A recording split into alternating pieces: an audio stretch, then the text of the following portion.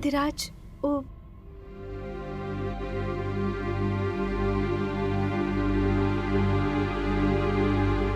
अधिराज, ओ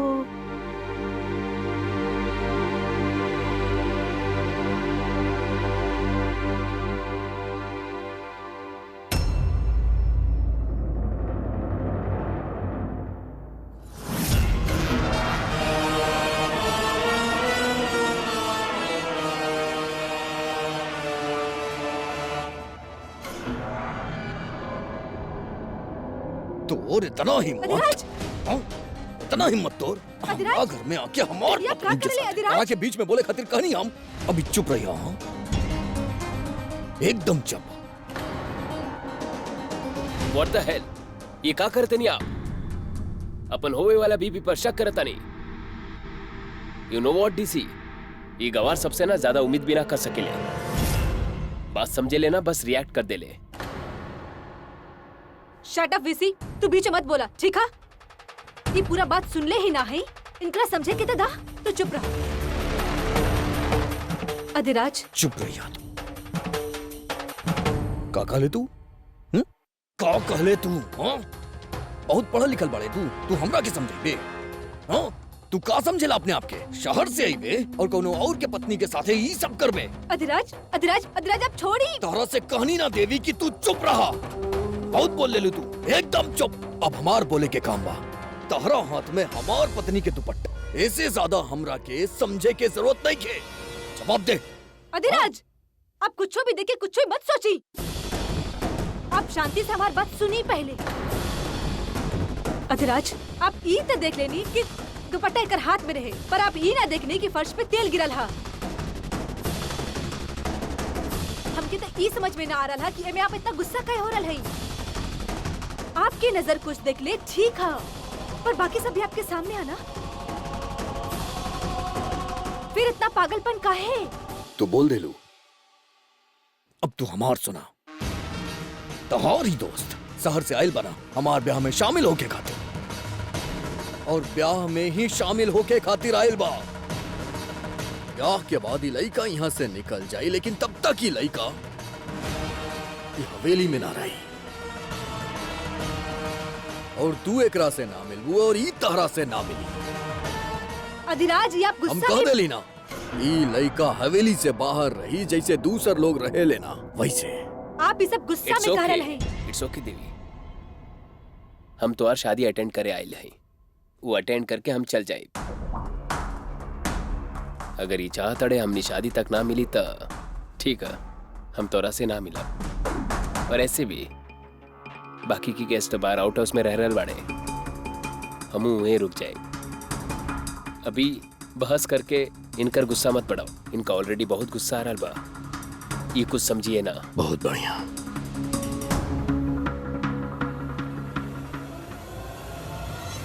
रुकी, अब समझ में आई आपके गुस्सा की वजह। ठीक है, बिल्कुल सही कहले विराट। ये बात पे बहस करके गुस्सा और बढ़ी तो रहे देते ही ना मिला मुकरा से। शादी होए वाला है हमार, विनती करत है हम आपसे कि आपके गुस्सा के काबू में रखे की कोशिश करी प्लीज। बढ़िया।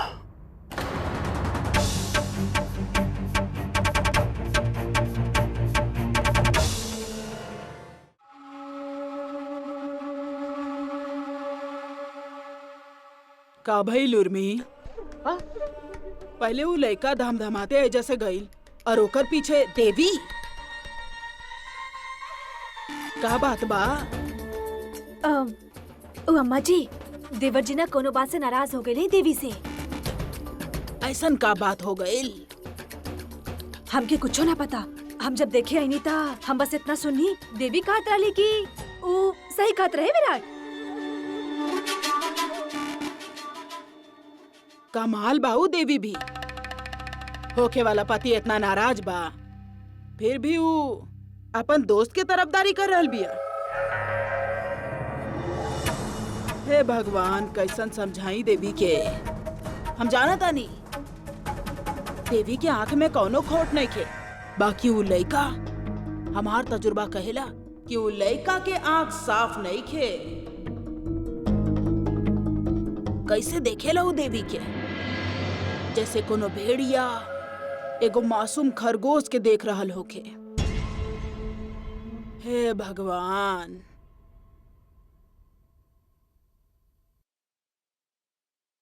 अरे हाँ उर्मी, हमार हुक्का की व्यवस्था कर।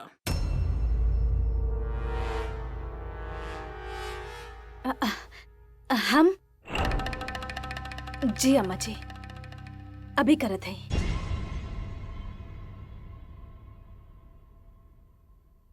का सोच रहल बाड़ू केसर दुल्हन?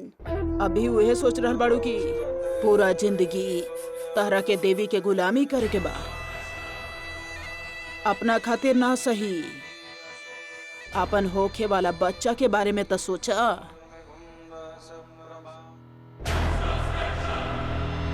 ऐसे जी रहला माँ जी, ओकरे फिकर बा हमरा के। अपन होखे वाला बच्चा के भविष्य के बारे में सोचे के बा हमरा के। सही बा, ता अपन कमर कसला, कहे कि आगे के दाव तहरा के खेले के बा। ओ का बाना, देवी जब से ही घर में आयल बड़ी, हमार और देवी के रिश्ता सही नहीं खे, तो हमार तो कोनो बात पे केहू विश्वास ना करी। बाकी तहार तो सहेली बाड़ी, बहन जैसन, वो तहार बात जरूर मानी। देखा लड़की, जब बिल्ली भी पेट से हो खेली ना, तो अपन बच्चा के खातिर वो शेरनी हो खेली।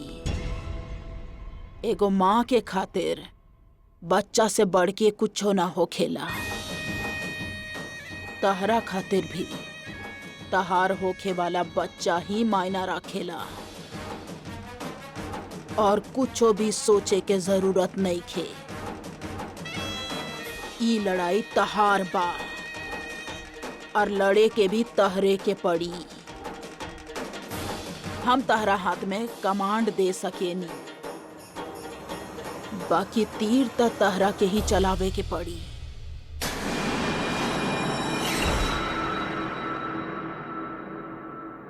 हाँ माँ जी, अब आप जौन भी बोला उस सब करब हम।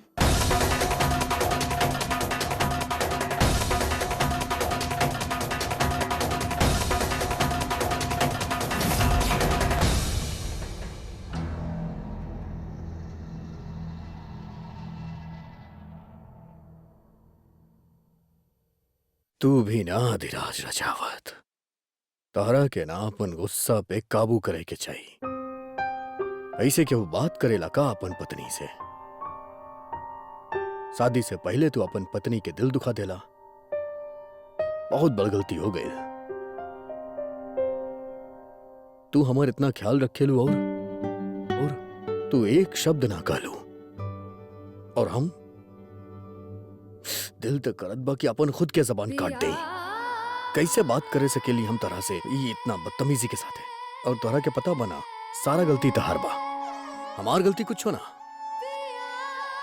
तू सिखैलू हमके प्यार कहे, तू राक्षस से इंसान बनैलू हमरा के, और जब हम तोहरा से इतना प्यार करे लगनी तो हम तोहरा साथे केहू और के कैसे देख सकेली? बताओ हमरा के। जब हम तोहरा के केहू और के साथ देखेली तो हमार मन करेला कि हम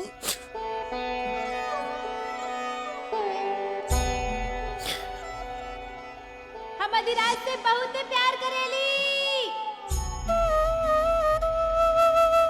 बहुत ज्यादा प्यार करेली हम देवी से।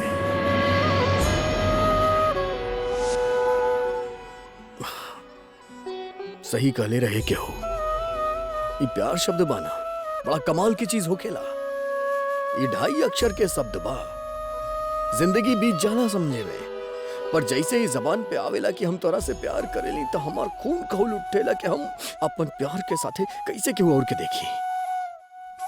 हमके पता बा हम तोहार दिल दुखैले बानी, पर कौनो बात ना, हम ठीक करब सब कुछ। हम और कैसे करब? हमके तो कुछ ना आवेला ई संजय।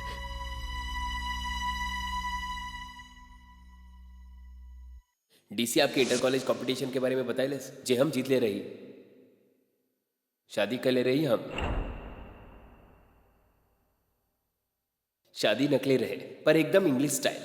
हम ब्लैक टक्स पहने रहे, वाइट गाउन्स, और वो तबे कह देले, और वो असली में शादी करिए ना एकदम ऐसे ही। हाँ, हमरा के याद आ गई। तहारू बीसी विराट चोपड़ा वह नाम बाहो कर, वो हमरा के बतैले रहे।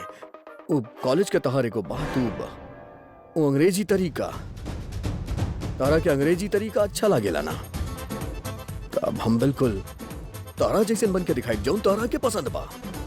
हमके पता बा तनी मुश्किल बा, पर हम कोशिश करब। तारा अधिराज रजावत खातिर कोनो भी चीज मुश्किल नहीं किया, और आज हम तोरा के ई साबित करके रहब। तू देख जा बस।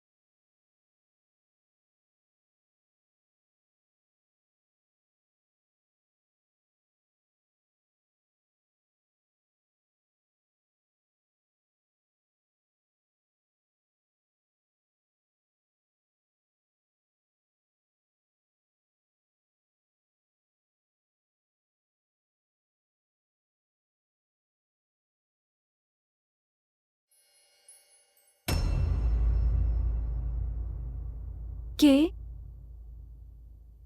जी आपके केकरा से मिले के हा? पिया मोरे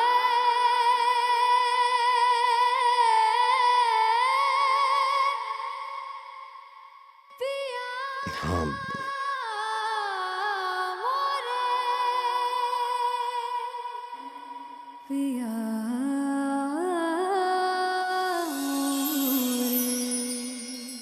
का कहल जाला हुआ।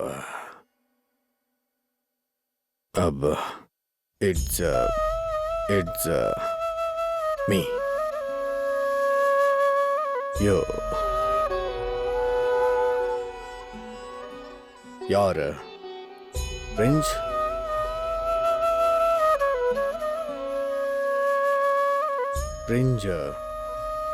चार मीनार। चार मीनार हैदराबाद में है, पर हमार प्रिंस चार्मिंग हमार दिल में है, हमार सांस में बसेला। हाँ वो है जो ना, तू जो अभी अभी कहलू ना, अब तारा के तो पता बना अंग्रेजी में तनी तनी बहुत ज्यादा दिक्कत बा।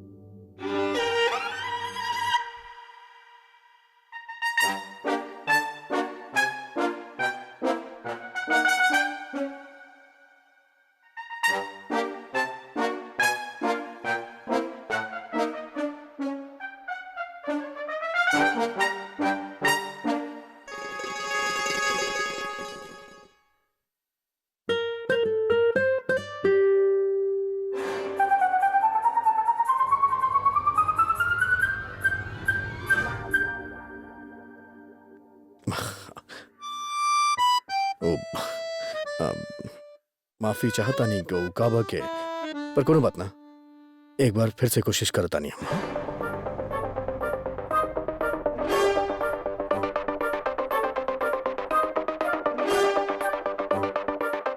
एक बार फिर से कोशिश करता नहीं। एक मिनट। ये आप का कर रहे हैं और काहे कर रहे हैं? ये सब करके काहे सोचल आपके? ओ मतलब तारू सारी दोस्त जाना जो शहर से आइल बा, ओ हमके बतैलस कि एक बार कॉलेज में ऐसा कुछ होखेला तो ई सब। ओ वाइट वेडिंग वाला बात। हाँ अगर वो ई बात बतैलस तो ई भी दिखावे के चाहिए ना कि एगो लड़की के कैसे पकड़ के बाहों में लेत हई। ओहो ना। ओ गॉड।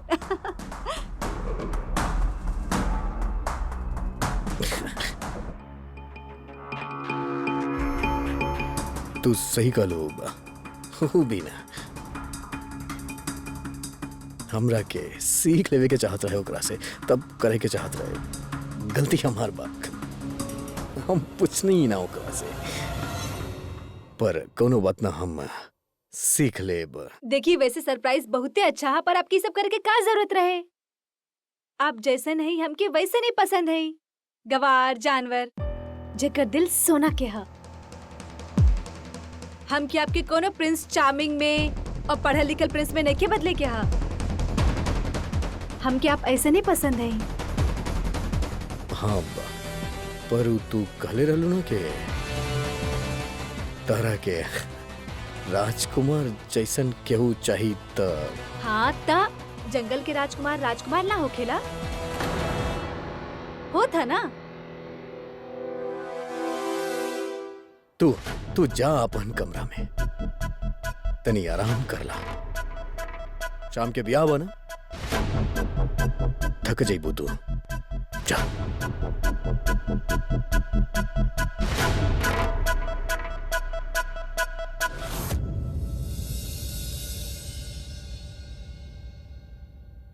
देवरानी जी का भइल, इतना परेशान काहे लगता नहीं? और आप तो कल से कुछ खैनी भी ना। हम तो फिर भी सुबह नाश्ता कैले रहनी, पर विराट तो पूरा दिन कुछो ना खैले हा। ऐसे ही चल गए आउट हाउस। काहे? पर आप तो उनका खातिर ऊ खास नाश्ता बनौले रहली ना। हाँ जेठानी जी, वो यहाँ के भारी भरकम खाना खाना पावत हा, और फिर ऊपर से ओकरा एलर्जीज भी हा। कद्दू के, खरबूजा के कुछो भी खा ले तो चक्कर आ जाला ओकरा के। हाँ, और ऊपर से ऊ सुबह सुबह सैर भी तो करे खातिर जाले ना, तो भूख तो ज्यादा ही लागत होई। हाँ बिल्कुल ठीक कहनी आप एगो काम करब हमार। हाँ हाँ बोली ना, जरूर करब, बोली।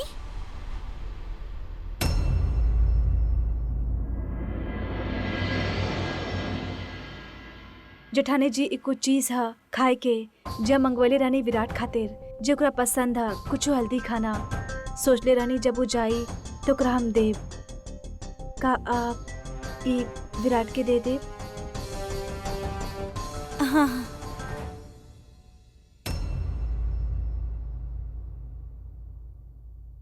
अब जेठानी जी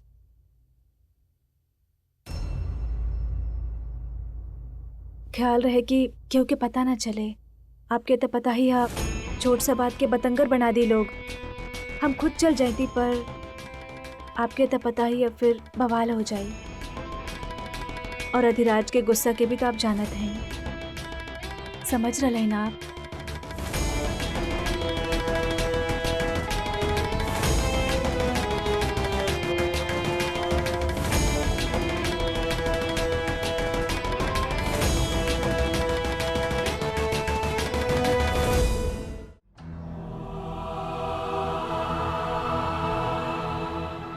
माँ जी कहले बाड़ी कि देवर और देवरानी जी के बीच में गुस्सा के आग के और बढ़ावे के बा।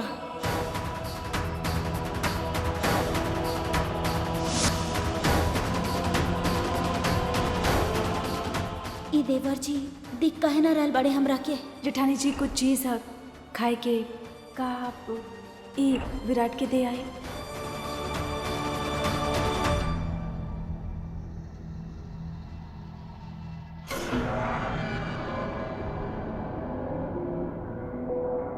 भाभी जी कहाँ जाता रू? और ई का सामान बा? ओ देवर जी ऊ देखा, अगर तहरा के कहूँ पे पहुँचावे के बना तो हमके ही बोला ना, हम जाके दे आवता नहीं। अब तहरा की हालत में घर से बाहर ना जाए के चाहिए। अब देवर जी ऊ हमी मेहमान जी के देवे जा रहल बानी। देवरानी जी देले रहली ऊ उनका वास्ते।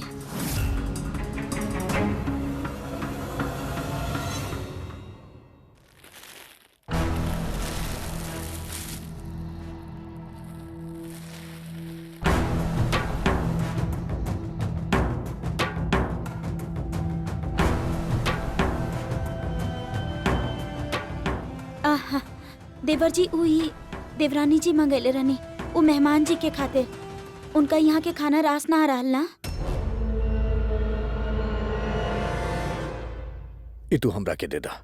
जा तू अपना कमरा में, ये हम दे के आवतानी।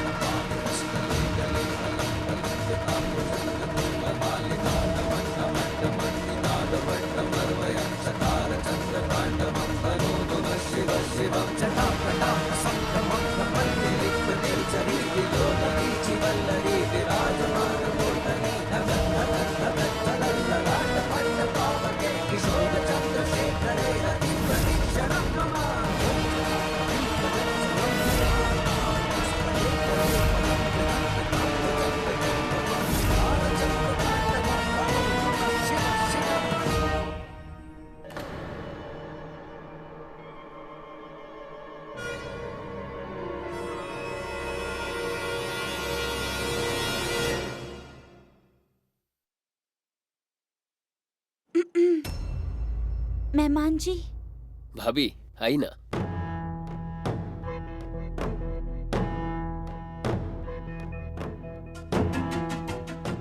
मेहमान जी, ये हम आपके वास्ते मिठाई लेके आयल बानी। वो कहा ना हम मीठा खाए लेना, पर कोनो बात ना। शादी के मौका इतना कैलोरीज तो चलेला। हाँ, वैसे तो देवरानी जी आपके खातिर कुछ खाए खातिर मंगेले रहनी। बाकी वो का भइल ना, बीच में ही देवर जी आ गए और हमारे हाथ से वो सब कुछ छीन ले और कहले कि कुछ ले जाए की जरूरत नहीं है। ऐसे हम ही हल्दी कुमकुम के थाली के नीचे छुपा के मिठाई लाल बनी आपके खातिर। देवरानी जी की बहुत फिक्र रहे आपकी खातिर।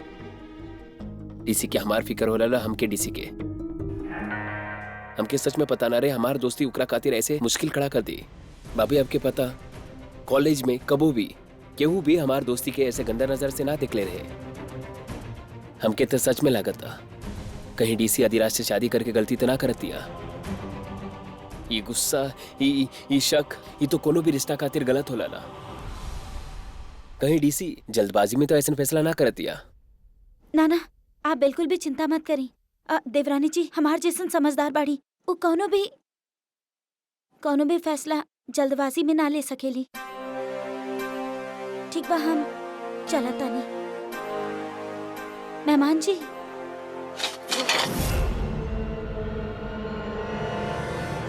हे भगवान, माफ करिए मेहमान जी, हमरा से आपके कपड़ा गंदा हो गई। आप एक काम करिए ना, हमरा के उतार के दे दी। हम अभी एकरा के धो के इस्त्री करके लेके आवतनी।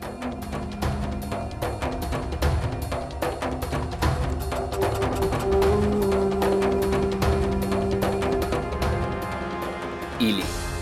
हाँ, बस हम यूं गए नहीं और यूं है नहीं।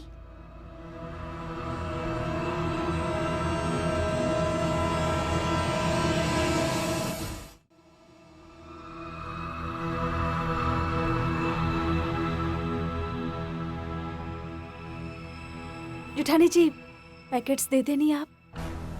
देवरानी जी, ओ का देवर जी बीच रास्ता में ही मिल गए रहे तो का हाँ तो वो हमरा हाथ से वो सारा चीज छीन ले ले।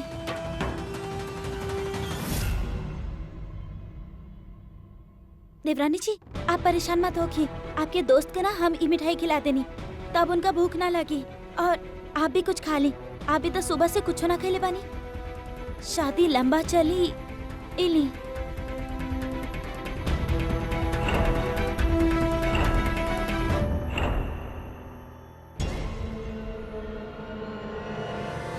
जेठानी जी आप ई मिठाई देनी विराट के।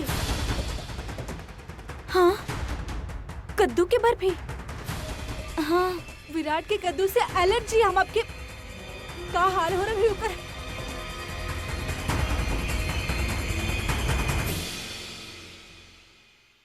हमरा के माफ कर दी है देवरानी जी, हम जौन कुछ भी कर रहल बानी ना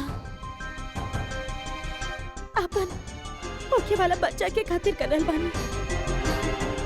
मजबूर बानी हम, बाकी माँ होके के वजह से मजबूर बानी हम।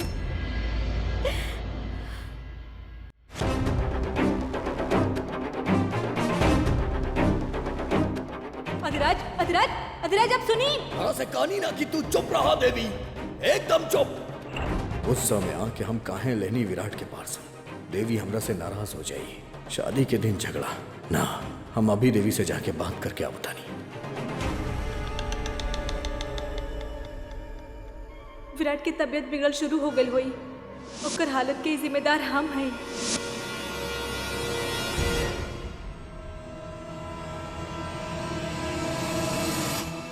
उ लड़का के कद्दू के मिठाई खिलेलू। हम तहरा के पूछ रहल बानी केसर दुल्हन, उ लड़का के कद्दू के मिठाई खिलेलू। हाँ माँ जी।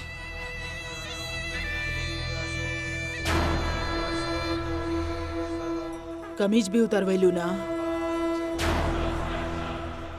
अरे दुल्हन काहे रो रहल बड़ू? तू जौन कुछ भी कैलू ना आपन होखे वाला बच्चा खातिर कैलू। अरे दुल्हन तू माँ बने वाला बाड़ू। देख जमाना ही ऐसन बा, स्वार्थी बने के पड़ेला। अगर तू आपन और आपन होखे वाला बच्चा के बारे में ना सोचबू ना तो तहरा के और तहार होखे वाला बच्चा के समाज जूता के नोक पर रखी ना। रोए जैसन कौनो बात नहीं खे। तू अपन काम बहुत अच्छा से कैलू।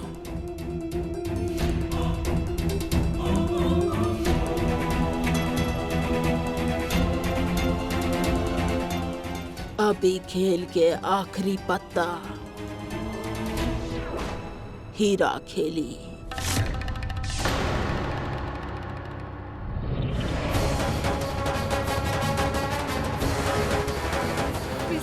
ओह no BC BC BC BC BC कुछ ना हुई तो के। ओह नो बीसी बीसी केसर जेठानी जी के पता नहीं कि तुके पंपकिन से एलर्जी है। I am so sorry BC. वो तुके स्वीट्स दे देली, कुछ ना हुई तो के। मेडिसिन मेडिसिन कहाँ तो? हाँ बैग में बैग हम देते हैं।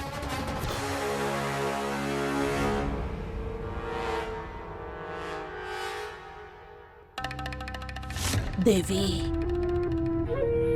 तहार रिश्ता के सूली पे आखिरी कील लगाई ई। हमार बेटा जी के गुस्सा तहरा के जला के राख कर दी।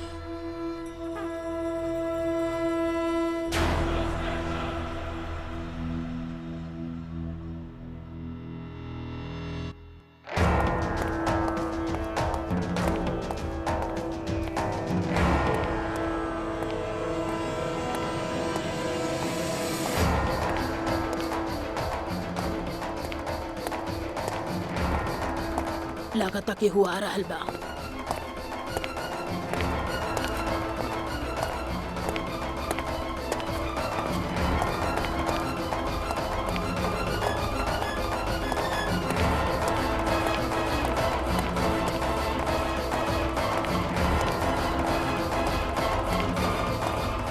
देवी कहाँ गई? हमार देवी से बात कईल बहुत जरूरी बा। शायद ऊपर हुई।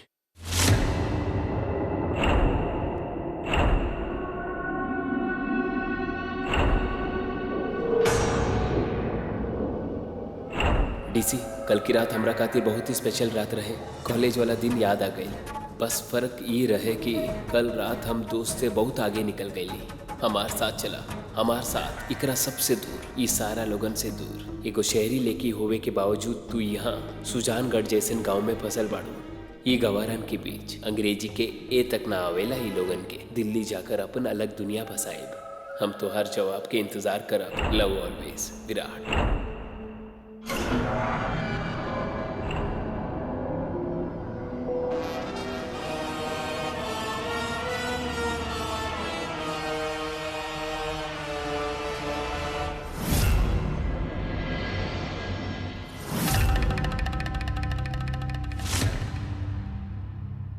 हमार बेटा जी वैसने कैले जैसन हम सोचले रहने।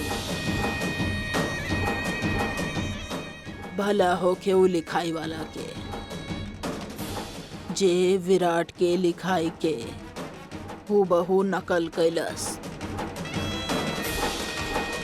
उस शहरी लड़की देवी के भगावे के खातिर शहरी उपाय ही काम आयल। अब हमार बेटा जी के बियाह उ दुश्मन के लड़की देवी के साथ कबो ना हुई, कबो ना।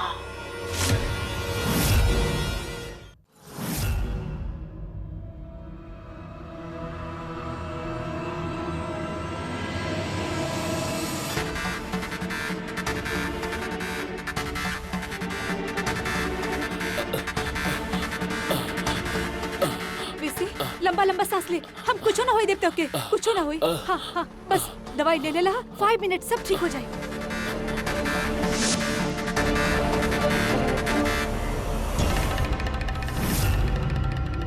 अब भी ठीक हो जाए तू, अब भी ठीक हो जाए। हाँ, कीप ब्रीथिंग। लंबा लंबा सांस ले तू, keep breathing. Nothing will happen. कुछ ना होई तो के। वीसी, हमारी तरफ देखा वीसी। कुछ ना होई तो के। कैसा लग रहा आप? जाने निकाल दे ले रहा तू हमारा। थैंक गॉड तू अब ठीक है।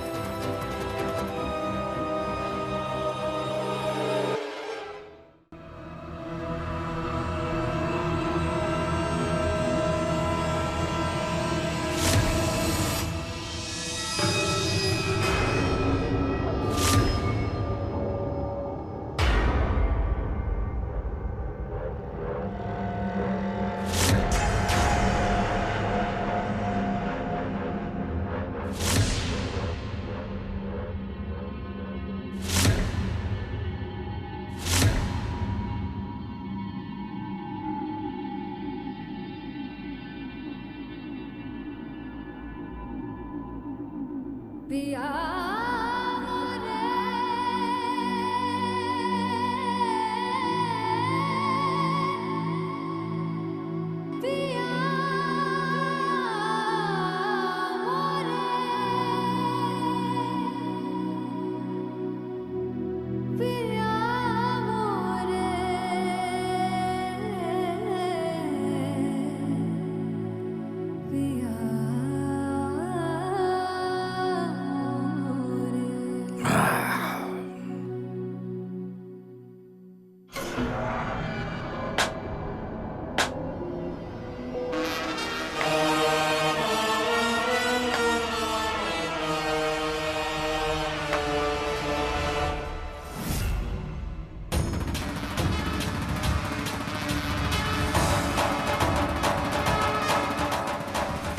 अधिराज, अधिराज, अधिराज, अधिराज। कहले रानी ना तारा से कि देवी से दूर रहिया। अधिराज, अधिराज आप का कर रहे हैं? अधिराज, अधिराज 1 मिनट। कहले रानी हम कि देवी से मिले की कोशिश मत करिया। अधिराज आप का कर रहे हैं? कहले रानी ना हम तोरा से। अधिराज छोड़ी, अधिराज छोड़िएगा। कुछ तोरा ना जैसे घटिया इंसान इतना मना करे के बावजूद भी तू ये सब काम कैले। अधिराज आपकी गलतफहमी भई। चुप! हम के तहार एक भी बात ना सुने के बाद तारा की भी तो मना कैले रानी ना हम। तू हमरा से वादा कैले रहलू कि तू आज के बाद ही लड़का से ना मिलबू। तू हमार वादा तोड़ लू। हमरा से वादा करे के बाद भी तू यहाँ अपना यार के साथ बैठ के रंगोलियां मनावत तारू। इक्का घटिया इल्जाम हाथीराज, ऐसा कुछ ना हा, आपके बहुत बड़ धोखा भइल हा। धोखा था हमरा के भइल रहे, पर धोखा तू हमरा के देता है।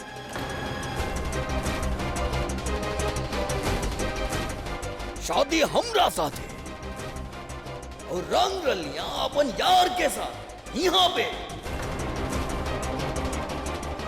तरह से कहले रहनी ना हम क्या अधिराज रजावदाद से पहले कबो प्यार ना कहले, और अगर कहले बा तो यहाँ से कहले बा धोखा ना दे हमरा के। और हम यहाँ पे बता बा काहे आयल, तारा के पता बा हम यहाँ काहे आयल रहनी। तारा से बात करे आयल रहनी कि शादी से पहले जौन भी गलत फहमी बा तारा हमरा बीच में वो सब दूर हो जाए। तहार गलत फहमी दूर करे आयल रहनी यहाँ पे अपन फेरा से पहले कहे नहीं। अधिराज, आप हमारा रोकर दोस्ती के गलत ले रहे हैं, ऐसे कुछ हो ना। आप हमारी बात के समझने की कोशिश तो करी। तहार बात हम समझे, हमरा के तहार बात समझे के ही ना बा। काहे कि हम अपन आँख से सच देख ले बानी। यहाँ पे तहार तू अपनी दोस्त के साथ नंगा बदन यहाँ बैठल बाड़ू और तू कहा तारू कि हम तहार बात समझी। और तू का कहले रहलू हमरा से कि तू हमरा अंदर के राक्षस के राम बनावे आयल बाड़ू। अरे हम तो कहत आनी कि हम राक्षस ही ठीक रहनी। काहे प्यार करे लगनी तहरा से, कि तहरा शहर में होत होई, पर हमरा गांव में ना ये बर्दाश्त नहीं है। तू सुन ले, तू बहुत बड़ा और बहुत बड़ गलत काम करते ले और एकर सजा मिली तारा के तो हम बाद में देखा। पहले हम ऐसे निपट ली।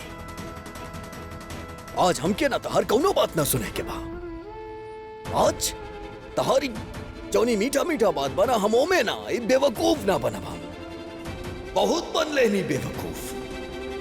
अब तू हमरा अंदर के ऊ राक्षस देखबू जे आज से पहले सुजान कड़ भी ना देख ले। अब तारा के दिखाई बा अधिराज के गुस्सा आवेला तक का हो खेला।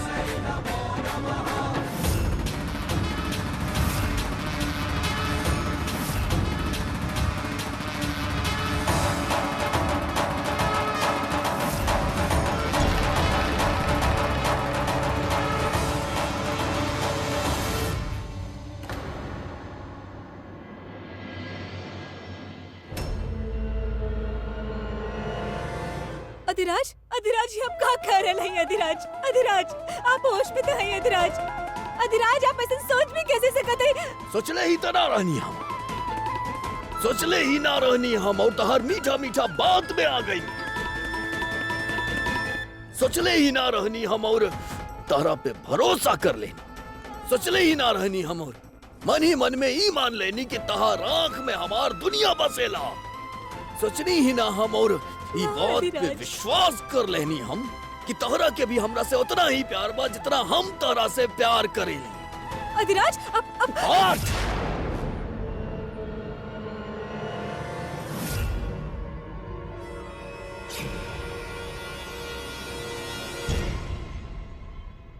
दूर रहिए हमरा से। हमरा नजदीक आवे की कोशिश भी ना करिए अब। अधिराज अब एक बार हमके मौका तो दी। आप हमारी बात तो सुनी। अब जे कुछ भी देखनी वो आपके हाथ के धोखा ही तो बा। धोखा ही तो देत रहलू तू हमरा के आज तक। सब देखनी हम अपना आंख से। देखनी हम कि कौना तरह तू अपनी यार के साथ है। अब समझ में आ गए कि उस सब कुछ देख के अपन आंख से ना अब हमके कुछ समझे के जरूरत नहीं की।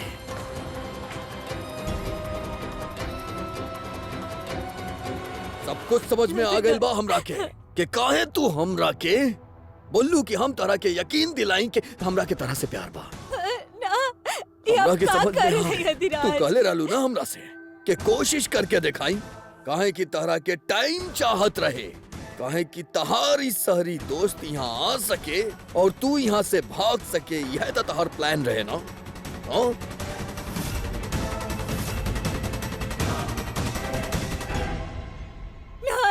ना अधिराज ही गलत था। यह सच बा। अरे हमरा लोग हमरा से कहत रहले कि शहर के जौन लड़की लोग होके ली ना वो एक मर्द के बाह में रहेली और दूसर मर्द से नजर मिलावेली। और आज हमरा के ई बात के विश्वास हो गए।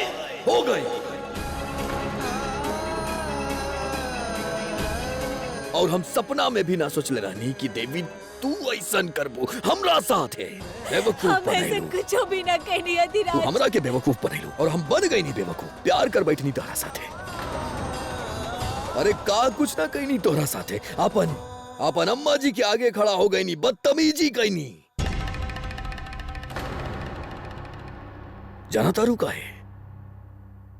काहे कि तोहरा से प्यार करे लागल रहनी हम। और ऐसे प्यार करे लगनी कि तोहरा हर बात पे यकीन कईनी। मन तो हमारी करेला कि अपन हाथ से तोहरा के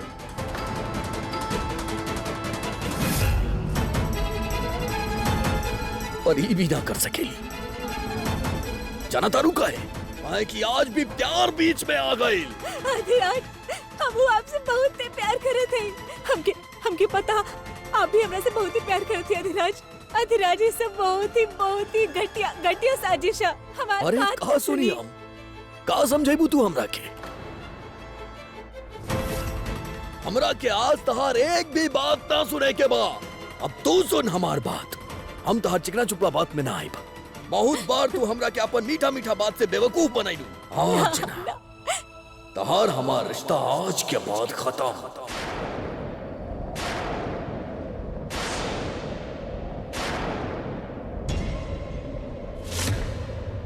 तहार जगह ही हवेली में नहीं खे। अपन मनहूस चेहरा लेके अभी के अभी दफा हो जाए यहाँ से। इससे पहले तारा के जान से मार दे। अधिराज आज हमारी शादी है। अरे कौन शादी कौन ब्याह ना करे के बहन के तारा जैसे गिरल औरत के साथ ब्याह।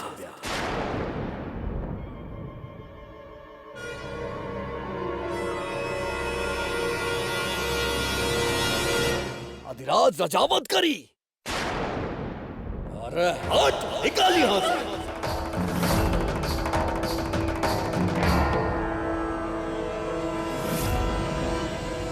सही कहले हमरा गांव के लोग। जौन औरत के मन एक मर्द से ना भरे वो औरत के हमरा गांव में बाजारू कहल जाला।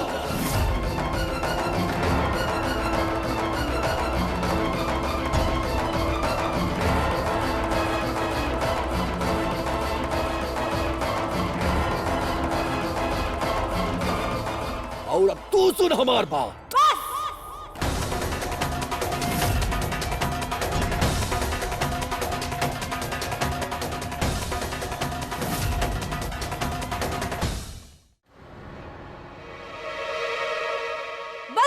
आज रजावत बहुत बोल चुकल आप।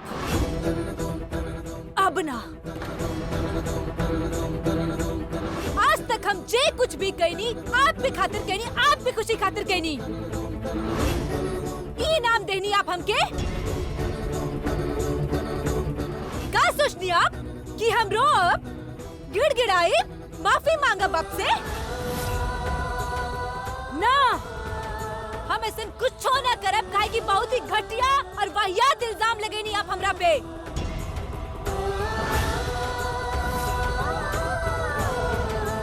आप ऐसा सोच भी कैसे सकत है? पर एगो गवार और एगो अनपढ़ इंसान से और का उम्मीद कल जा सकेला? चुप! हमरा पे अब 100 झूठ इल्जाम लगेनी, फिर भी हम चुप रही। एक सच आपके सामने रखनी, चिल्लाइनी ना आप।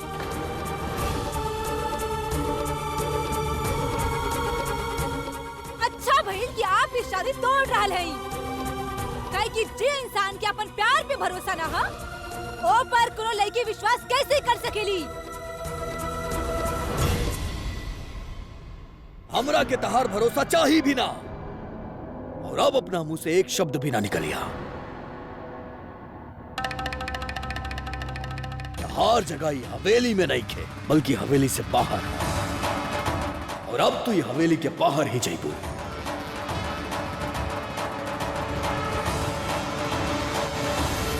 चल यहां से।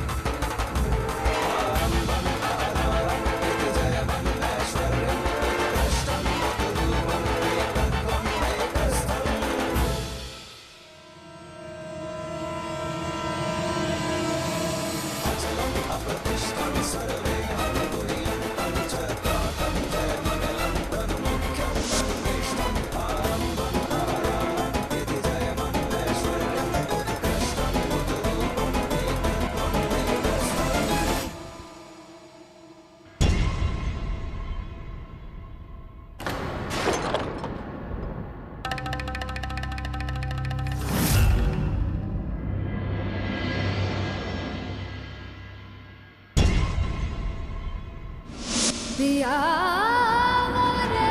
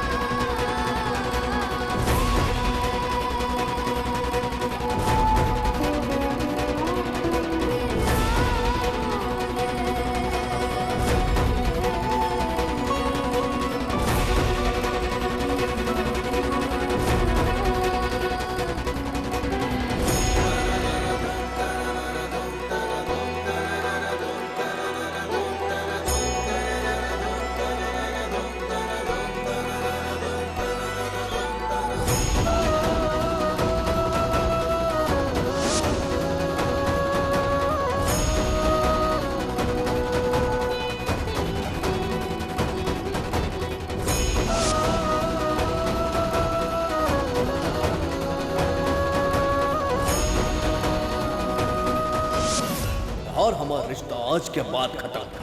चल निकाल यहाँ से। जो ना औरत के मन एक मर्द से ना भरे, वो औरत के हमरा गांव में बाजारू कहल जाता है।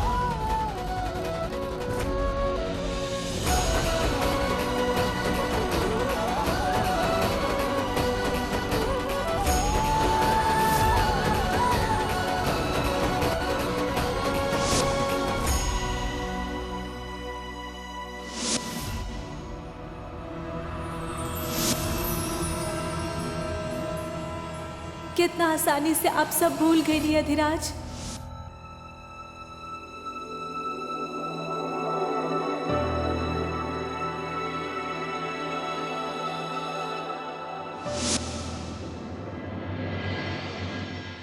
आई एम सॉरी डीसी, हमके यहाँ ना आवे के चाहत रहे। हमारी यहाँ आवे से तोहार लाइफ में इतना बड़ प्रॉब्लम हो गई। I am really sorry.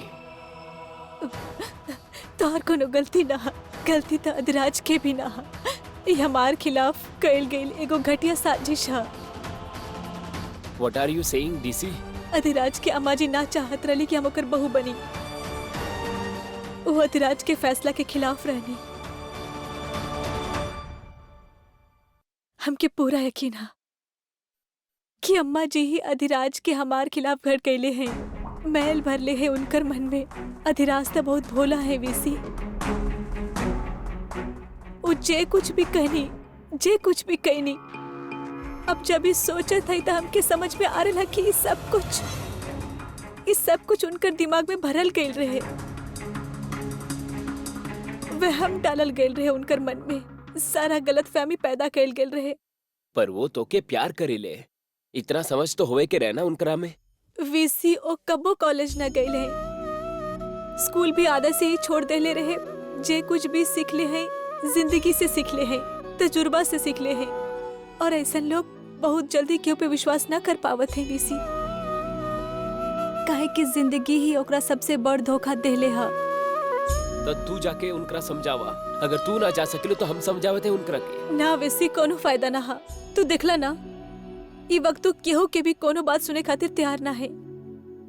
तो हार समझावे से कुछ ना होए। ये लड़ाई हमके अकेले ही लड़े के पड़ी।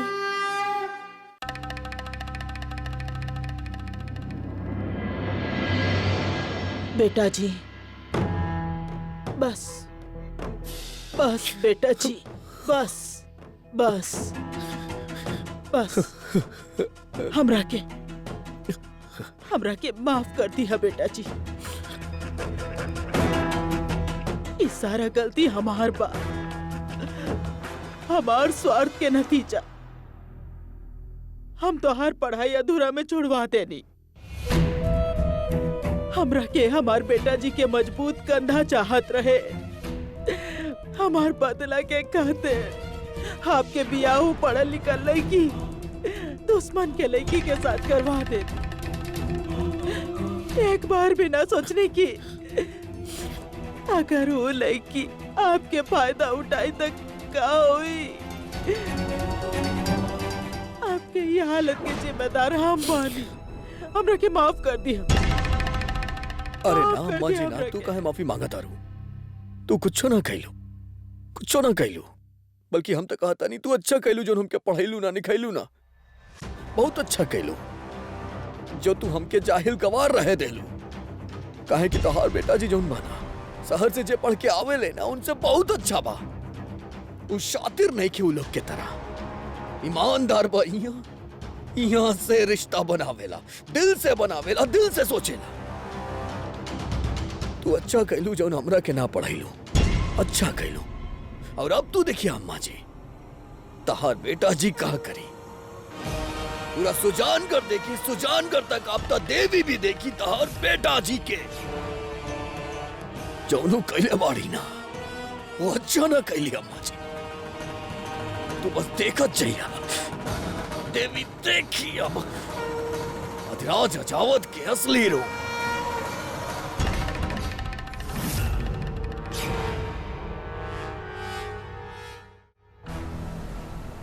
पीछे से कोनो रास्ता, छत पर कोनो दरवाजा, तोहार कमरा के खिड़की। नो वेसी अम्मा जी बहुत शातिर हैं। वो हर जगह कुछ ना कुछ इंतजाम कैले ही हुई। हमके कुछ और सोचे के पड़ी।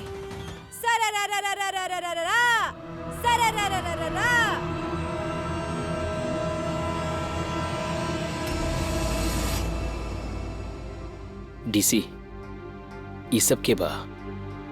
ई कलबेलिया डांसर्स हा। अधिराज एकरा सब के हमार शादी में डांस करे खातिर बुलाइले रहे। उनकरा का पता कि अब तक शादी है।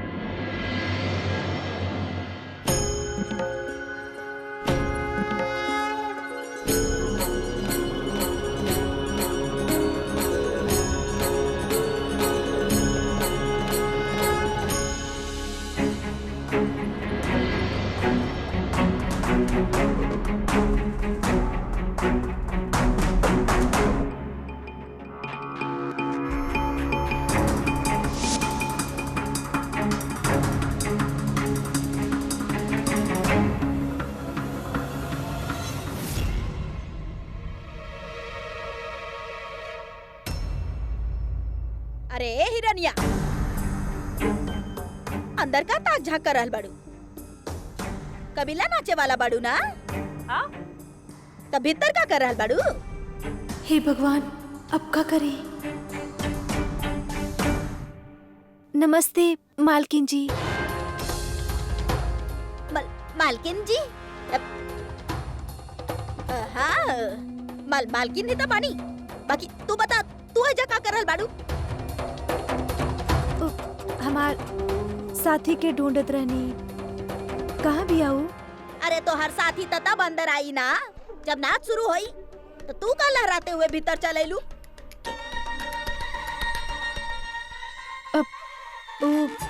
हमके पानी पिए के रहे।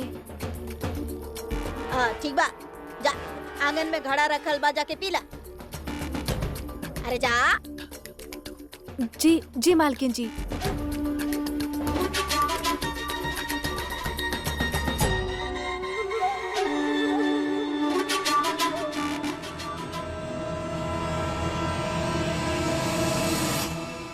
बेटा जी, ये देखा तो सही, मेहमान आवे लगल बाड़े, शादी के सारा तैयारी हो रहल बा। अब हमार पीछे पीछे अब अंदर, और सब नाचे वाली भी लोग आ गई बाड़ी।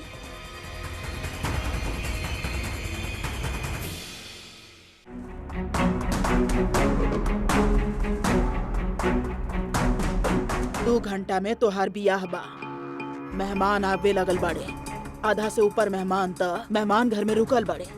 अब हम कहा जवाब दियूं सबके?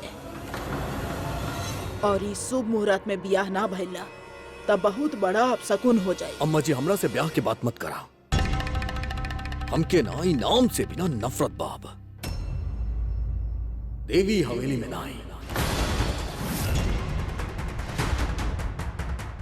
हम देवी के बात ना कर रहल बानी।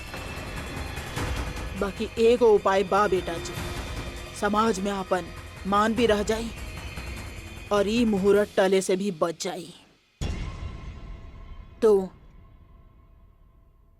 केसर दुल्हन से दियार बट्टू कर ला।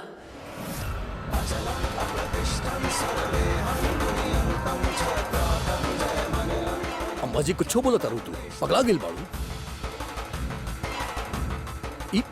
ई हमरा से ना हुई।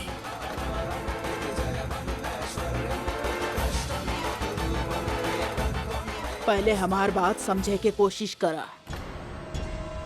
इ तहरा खातिर नहीं खे, राजावत खानदान खातिर बा, समाज खातिर बा। अरे अपन बाबूजी के इज्जत के बारे में सोचा। उनकर इज्जत के लोग दुहाई दे देले, और अगर तू दियर बट्टू खातिर हाँ कह देला ना तो समाज में तहार नाम बढ़ी, लोग वाह वाह करिए कि देवर अपन भाभी के नाम रखलस, मान रखलस, और आवे वाला बच्चा के खातिर भी शुभ होई। देखा, ई सब तू बियाह समझ के मत करा, तहार जिम्मेदारी समझ के करा। देखा, मुहूर्त भी संभल जाई और ई हवेली भी। अम्मा जी, हमरा से ही ना हुई।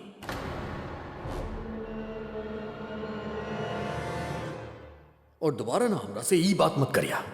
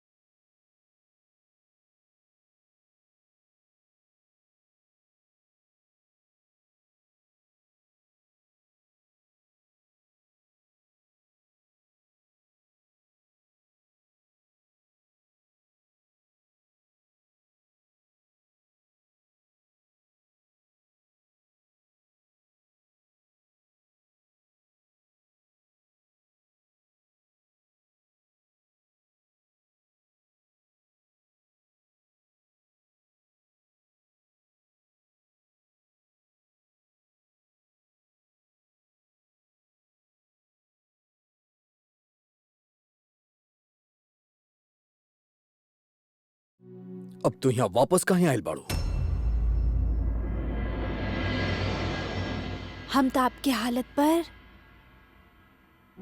हंसे आए। हमार जुदाई के गम में आप तो तड़प रहल हैं।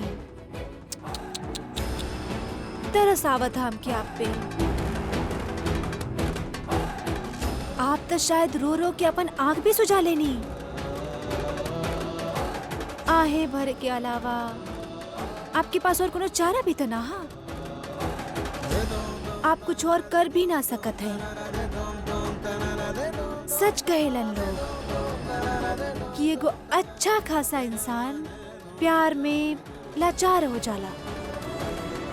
अपना आप के ही देखी ना, मिस्टर अधिराज रजावत।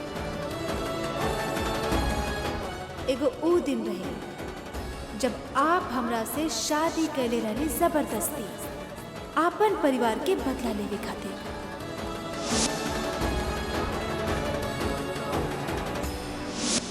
और एगो आज के दिन जब हम आपसे शादी तोड़ देंगे, आपन बदला निकाले खातिर। समाज में आपके मुंह दिखावे के लायक ना छोड़ने।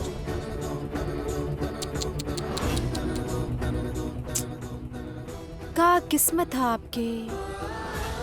हम तो अपन दोस्त के साथ ऐश भी कर लेनी, आपके नीचा भी दिखा देनी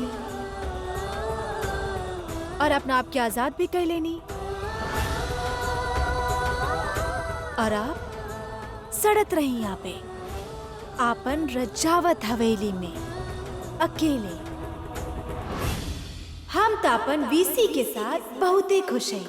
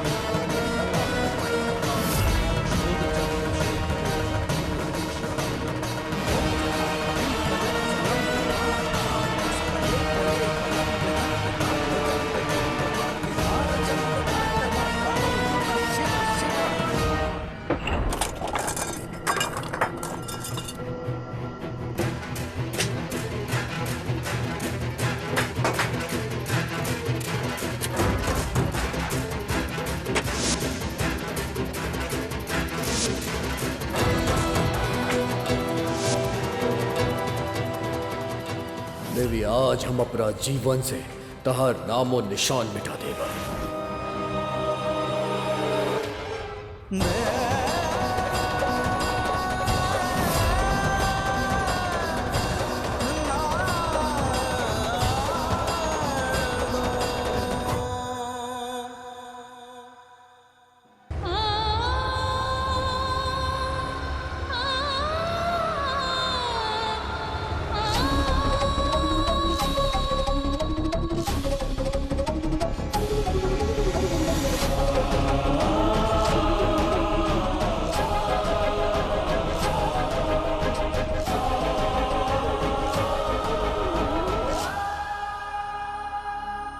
बेटा जी, अरे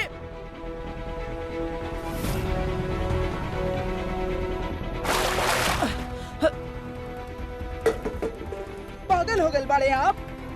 का करल बानी आप? काहे अपना आप के नरक के आग में झोंक रहल बड़ा बेटा? उ देवी के खातिर? अरे के बाड़ी उ देवी? एगो घमंडी, बदचलन, गुरूर वाली बदतमीज लड़की। यह तो तारीफ बाऊ कर, बस चाल चले जाने ली। और ओकरा खातिर तू ही? अरे ना, जब से ही हवेली में आयल बाड़ी, उ सिर्फ चाल चलने बाड़ी। तोहरा साथ तो हर जीवन के साथ ही हवेली के साथ। और तू ओकरा पीछे पागल हो रहल बड़ा।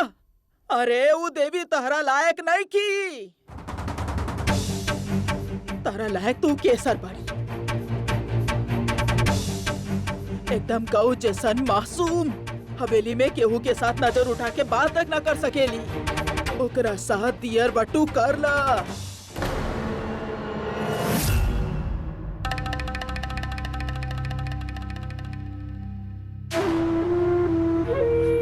माँ बनी तहार झिझक समझतानी हम। यही खातिर बाना कि तहार मन में उ देवी के तड़प और ई बात उ देवी भी जाने ली। ओकर त फायदा उठा रहल बाड़ी उ जाने ली कि ओकर अलावा तू केहू के साथ बियाह ना करबा।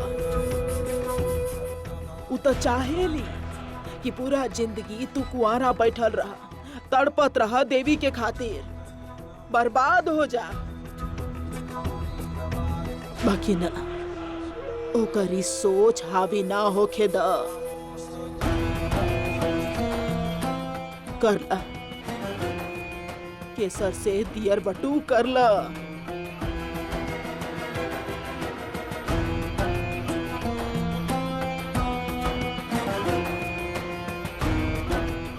तहार महाबानी, तहार दुख समझातानी हम। बाकी ना, मौका ना दाऊ देवी के तोहार दिल के साथ खिलवाड़ करे के।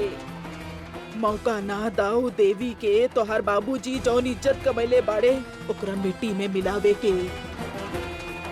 ना मौका दा, केसर के साथ शादी कर लो।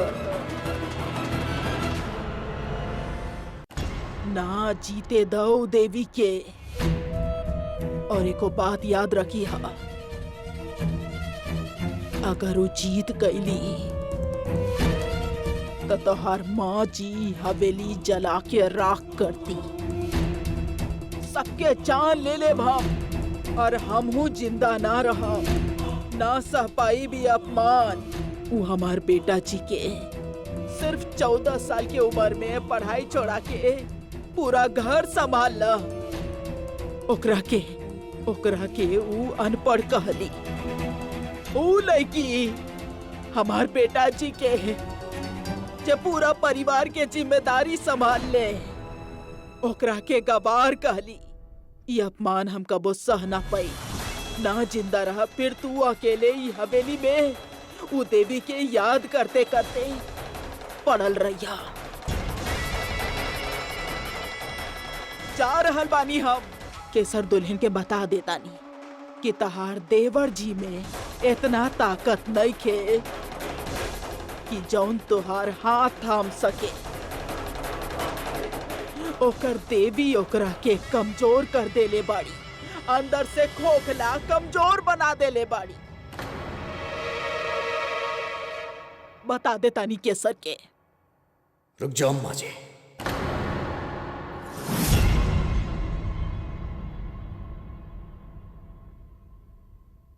जा जाके कह दा केसर भाभी जी से कि अधिराज रजावत ब्याह खातिर हाँ कर देलास।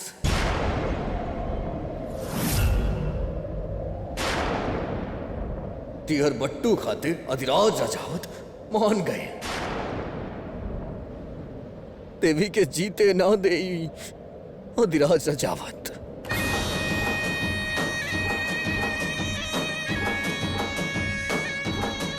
कह दे। सच बेटा जी, बहुत खुश बानी हम, बहुत खुश बानी हम बेटा जी। अरे हवेली में सब खुशी मनावा, ढोल बजावा, पूरा हवेली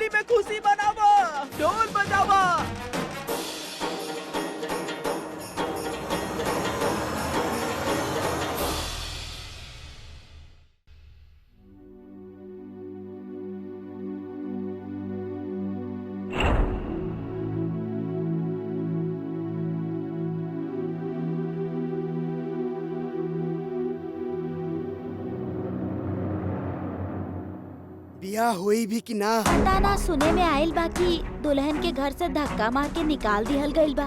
अब जौन दुल्हन ही ना रहिल त मेहमान खातिर का हुक्म है? रुकी की जाए? अरे काकी जी, अब जब आ ही गई है त कुछ खा पी के जाई ना। और का पता ब्याह हो ही जाए, एकर साथ ना ता ओकरे साथ। अभी आई आ ना। बतानी हाँ। एने हवा।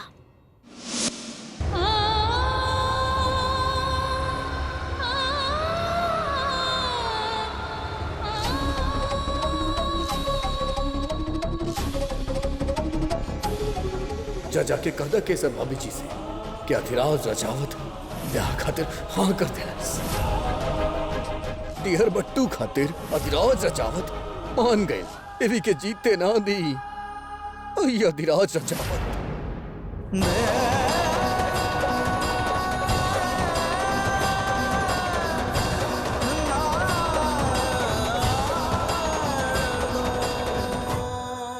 का हो गई माँ जी? अरे लड़की, कहा नाप सनाप बकत रहलू तू बाहर? अनाप शनाप कैसे माँ जी? अम्मा जी दिहर बट्टू करावे के चाहिए, है ना? हाँ। और केसर के साथ तो देवर जी मना कर देले है दिहर बट्टू करे खातिर। तब माँ जी, तू हमारे बारे में जाके बात करा ना। का पता देवर जी मान ही जाइए। अरे हमारे अरे सुना सुना सुना,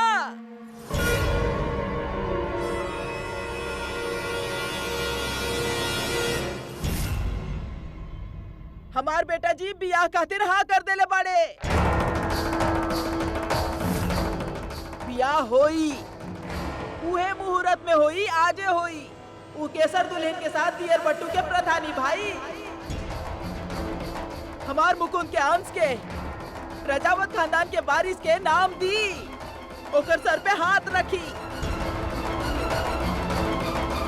अरे सब खड़ा काहे बाड़ा? ढोल वाला के बुलावा, सहनाई वाला के बुलावा, नाचा गावा, खुशी मनावा। आज शादी होई, बियाह होई हमार बेटा जी के।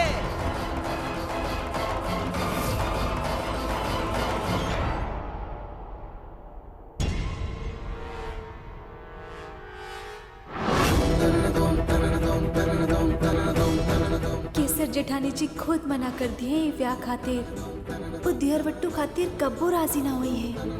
वो जानत है कि हम और अधिराज एक दूसर खातिर बनल है। वो समझाई है अधिराज के कि हमार और उनकर बीच दीवार खड़ी करे के साजिश कइल गई है। अम्मा जी जो हमार खिलाफ खेल रचले हैं, ओकरा केसर जेठानी जी नाकाम करी। अधिराज हमार पति हैं और उनकरा से शादी हमार ही हुई।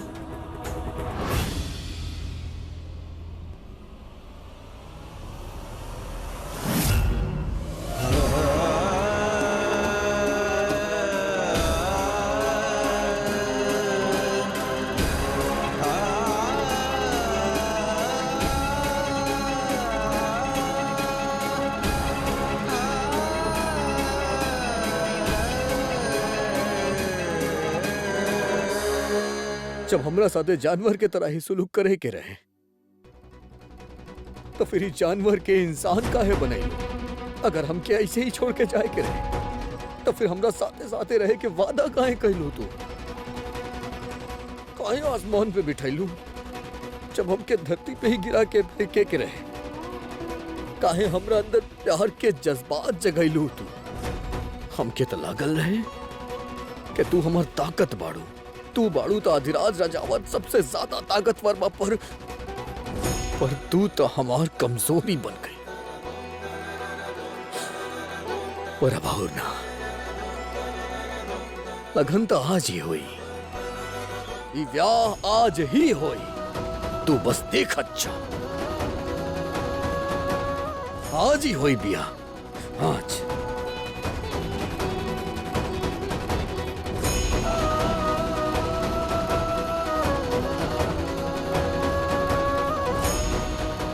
ये अधिराज रजावत भाभी जी से ब्याह करी